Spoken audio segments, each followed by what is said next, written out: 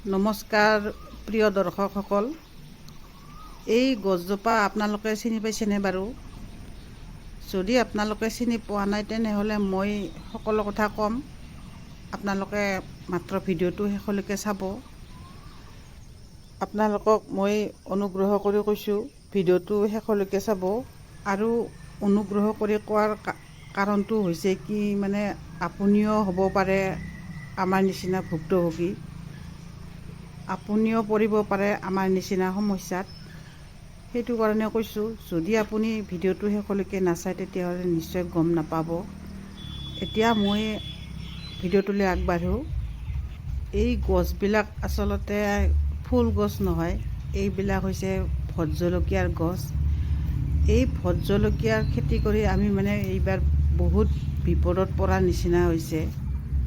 এইবাৰ আমাৰ ঘৰত বীজ পচাব অসুবিধা হোৱাৰ কাৰণে আমি বজাৰত গৈছিলোঁ জলকীয়া পুলি আনিবলৈ। আৰু বজাৰৰ পৰা এজন বেপাৰীৰ পৰা দেৱগিৰি উন্নত জাতৰ ভোট জলকীয়াৰ পুলি, এটা পুলিত 7 টকাকৈ 350 জোপা ভোট জলকীয়া পুলি আমি বেপাৰীজনৰ পৰা কিনি আনি লগাইছিলোঁ। এই পুলিসমূহ যোৱা ফেব্ৰুৱাৰী মাহৰ শেষৰ ভাগত লগাইছিলোঁ।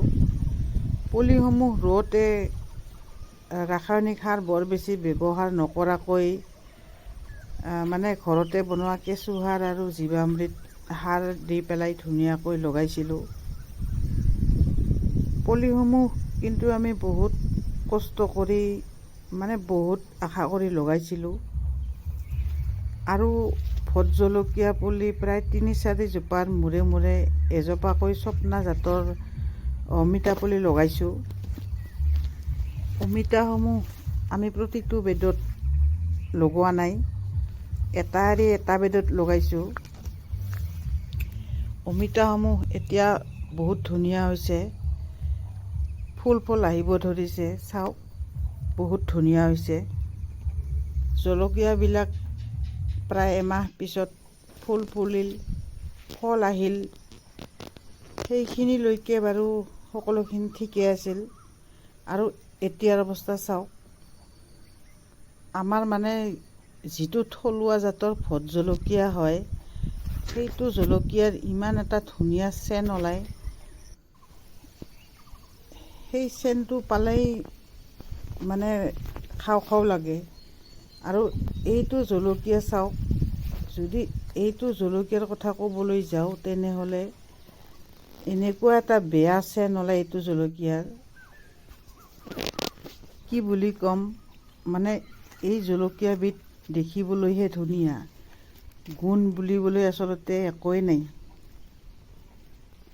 এই জলকীয়াসমূহ লগাই আমি মানে এনেকুৱা বিপাঙত পৰিছোঁ, কি বুলি ক'ম। না বজাৰত বিক্ৰী হয়, না খাব পাৰি।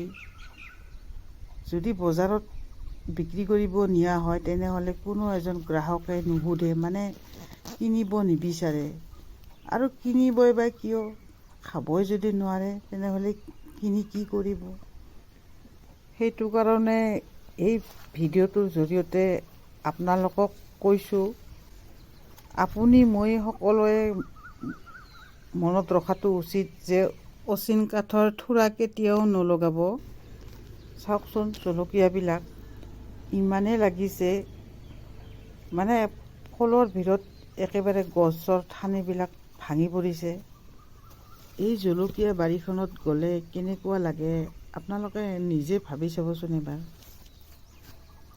এতিয়া আৰু জলকীয়াবিলাক যিহেতু আমি বিক্ৰী কৰিবই নোৱাৰোঁ, সেইটো কাৰণে চাফ চিকুণ কৰিবলৈকো বাদ দিয়া নিচিনা হ'ল। মানে বাৰীখনত যায়ে ভাল নালাগে।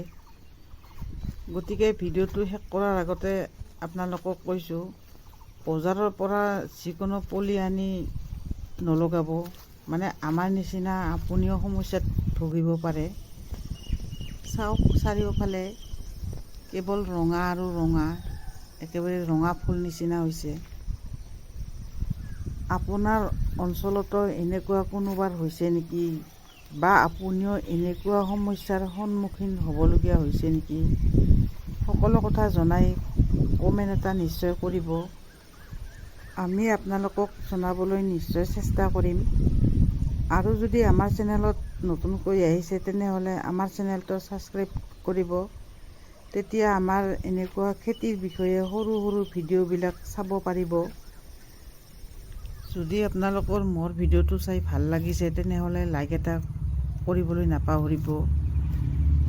আৰু মোৰ ভিডিঅ'টো শেষলৈকে চাই থকাৰ বাবে আপোনালোকক সকলোকে বহুত বহুত ধন্যবাদ।